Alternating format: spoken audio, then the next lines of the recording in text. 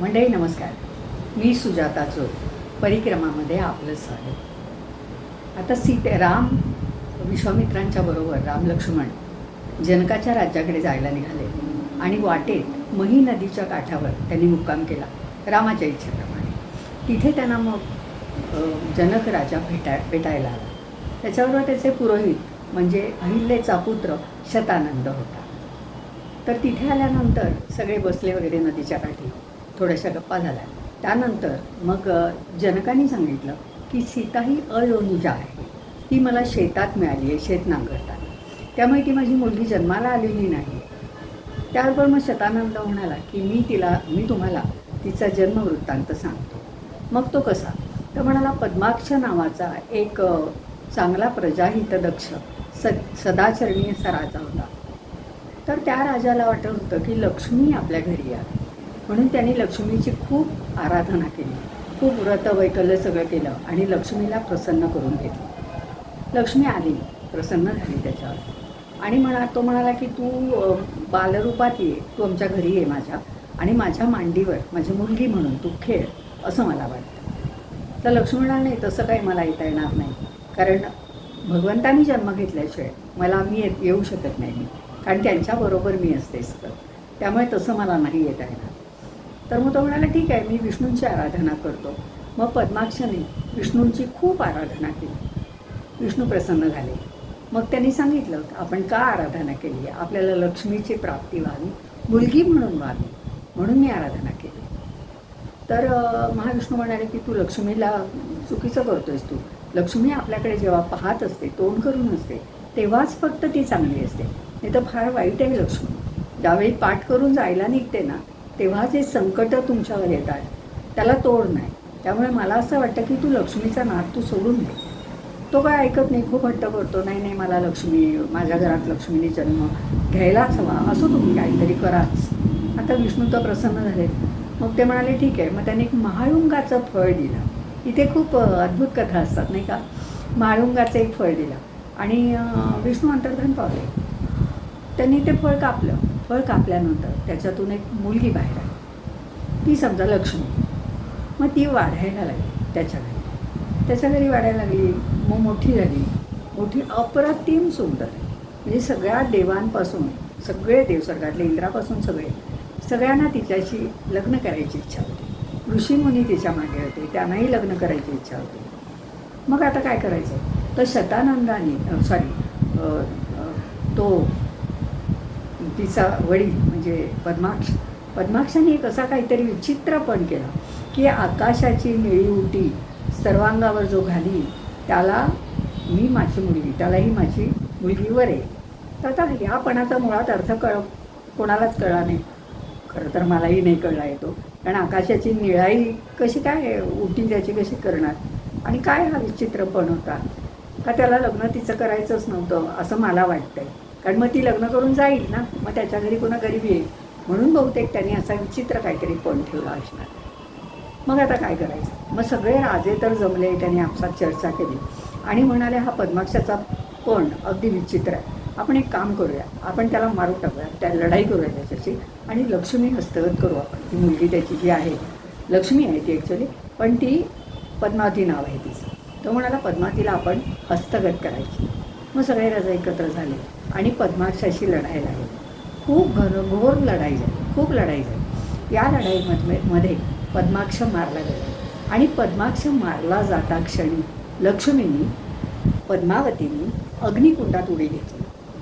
अग्निकुंडात उडी घेतलेली आहे इतर राजांना माहितीच नाही. ते एकमेकांशी लढत होते तिच्यासाठी, पण ती तोपर्यंत अग्निकुंडात तिने उडी मारून टाकली होती. तर सगळे राजे एकमेकांशी भांडत होते, लढत होते, काही मेले. आणि मग त्यांना कळलं की पद्माक्षी नाहीच आहे इथे, मुलगी त्याची नाहीच आहे पद्मावती. मग सगळे राजे काही मेले, काही घरी गेले आपापल्या, आणि निराश होऊन गेले, म्हणजे किती गेली ती. मग सगळं युद्ध वगैरे थांबलं. मग ती त्या अग्निकुंडाच्या काठावर आली आणि बसली तिथे बसली. योगायोगाने त्याच वेळी विमानातून रावण आणि त्याचा प्रधान हे दोघे जात होते. प्रधानाला हा सगळा वृत्तांत माहीत होता. मग त्यांनी सांगितलं की ही ती पद्माक्षाची मुलगी आहे पद्मावती, किती सुंदर आहे बघा. आता रावणाला तिचा मोह पडला. रावण म्हणाला, नाही, हिला नेली पाहिजे लंकेला, आपण हिला घेऊया, पकडूया म्हणजे. मग रावणाने खाली अंताक्षरी ती त्या अग्निकुंडामध्ये परत तिने उडी मारली आणि तिथे नाहीशी झाली. तर रावण म्हणाला की आता मला हिची लपायची जागा कळलेली आहे, मी खणून काढीन तिला. म्हणून त्याने तो अग्नी विझवला. अग्निकुंड खोदलं, त्याने खणलं सबन. खणतोय काही मिळालं नाही. बरंच खोल गेल्यानंतर त्याला 5 अत्यंत तेजस्वी अशी रत्न मिळाली. ती रत्न त्यांनी घेतली आणि एका पेटीत ठेवली. आणि तो आता ती काही पद्मावती काही मिळाली नाही. मग ती रत्न मिळाली, ते अत्यंत तेजस्वी आहे. ती घेऊन तो लंकेला आला विमान. लंकेला आल्यावर त्यांनी ती पेटी जी होती ती मंडोदरीच्या हातात दिली. आणि सांगितलं की ठेवून दिली, त्याच्यात रत्न आहे त्याच्यात. मंडोदरी ती उचलायला लागली नेऊन ठेवायला. त्याबरोबर ती उचली ना, ती फार जड झाली पेटी. तर रावण म्हणाला, असं काय, एवढी काय ताकद नाही का तुझ्या अंगात, थांब मी उचलतो. आणि मग त्यांनी ती उचलायचा प्रयत्न केला. 1 2 नाही, 10 तोंडांचे 20 हात एवढे लावले त्यांनी उचलायला, पण ती पेटी काही केल्या उचलली. मग मंदोदरी म्हणाली, उघडून तरी बघा काय आहे याच्यामध्ये. मग पेटी उघडली तर त्याच्या 6 महिन्याची एक अशी मुलगी होती त्याच्यात. तर मग ती म्हणली, बापरे, ही मुलगी. मग रावणाचा नाईलाज झाला.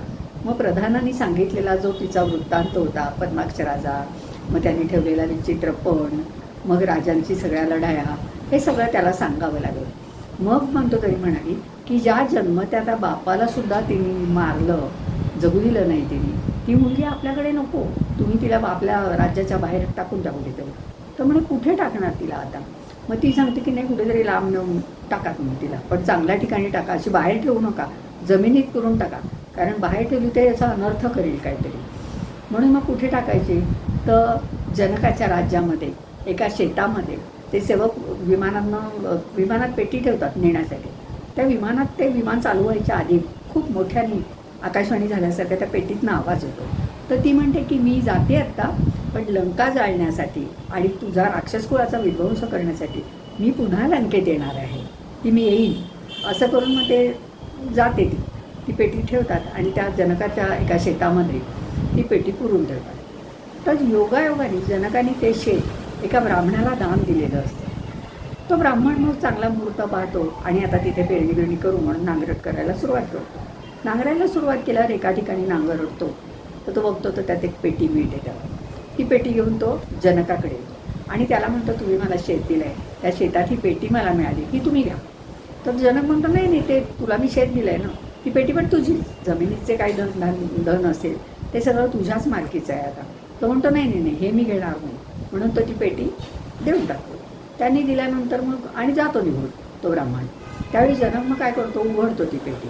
उघडल्यावर त्यात 6 महिन्याची सुंदर मुलगी असते. मग जनक तिचा प्रतिपाळ करतो आणि म्हणून ती जनकाकडे वाटते. आणि मग काय होतं, जरा मोठी होती ती थोडीशी, म्हणजे 7 8 9 वर्षाची. त्यावेळी त्यांच्याकडे परशुराम आहे आणि परशुरामाकडे आता परशुराम कसं आहे की परशुरामाने शिवांकडे जाऊन खूप मोठी तपश्चर्या करून शिक्षण घेतलं, आराधना केली आणि शिवधनुष्य प्राप्त करून घेतलं आहे. आणि त्याचवेळी गणपतीचा पण त्यांनी हे केलेलं आहे, गणपतीची आराधना पण केली आणि गणपतीकडनं त्यांनी परशु मिळवले. हा परशुराम, तर परशुराम त्यांच्या घरी आलेला असतो, तो शिवधनुष्य घेऊन आलेला असतो. मग थोड्या वेळ जनकाशी बोलणी बिलणी होतात, जनक राजा त्याचा चांगला सत्कार वगैरे करतो. आणि मग काय होतं की निघताना परशुराम आपलं धनुष्य शोधायला जातो. तर जनक म्हणतो, नाही, असेल इथेच कुठेतरी. मग शोध घेतात तर सीतेने त्याचा घोडा करून ती खेळत असते. त्यावेळी परशुराम त्यांना सांगतो जनकाकडे, पण कसं आला, तर जनक म्हणतो की हे जे शिवधनुष्य आहे याला जो प्रत्यंचा लावी त्याला तो तुझी मुलगी देईल. आणि त्यामुळे तो शिवधनुष्याचा पण त्यावेळी सीतेच्या विवाहाच्या वेळी तो पण लावायचा, असं त्यावेळी ते ठरलेलं होतं. आणि त्याप्रमाणे आता तो विवाहाचा पण लावलेला आहे जनकाने. आणि त्या विवाहासाठी राम लक्ष्मण वगैरे सगळे चाललेले आहेत. ते त्यांना शिवधनुष्य बघायचं आहे म्हणून ते चाललेले आणि तिथे तो पण लावलेला आहे. आता आज मी इथे थांबते, पण त्याचवेळी तो आता शिवधनुष्याचं जी माहिती आहे ती पुढची गोष्ट आहे, ती मी तुम्हाला नंतर केव्हा तरी सांगेन. आता मी इथे थांबते. ती जी गोष्ट आहे ती जमदग्नी ऋषी म्हणजे परशुरामाचे पिता आणि माता रेणुका यांची आहे. आणि ती आपले जे आपण म्हणतो बघा की काम, क्रोध, लोभ, मोह, मद, मत्सर षड्रिपू जे आहेत, तर ते षड्रिपू तारतम्याने वापरले तर कसे आवश्यक आहेत आणि जर त्यांचा पूर्ण त्याग केला तर कसा अनर्थ ओढवतो हे सांगणारी गोष्ट जमदग्नींची आहे. ती मी तुम्हाला पुढच्या वेळी नंतर कधीतरी सांगेन, पण आता मी इथे थांबते. आणि ही गोष्ट आता मी जी सांगितली ती भावार्थ रामायणात जरी असली तरीसुद्धा ती मार्कंडेय पुराणातनं आलेली आहे. तर आता मी इथे थांबते. धन्यवाद. आणि पुन्हा एकदा सांगते की माझा व्हिडिओ जर तुम्हाला आवडला तर लाईक, शेअर आणि सबस्क्राईब करा नक्की. धन्यवाद.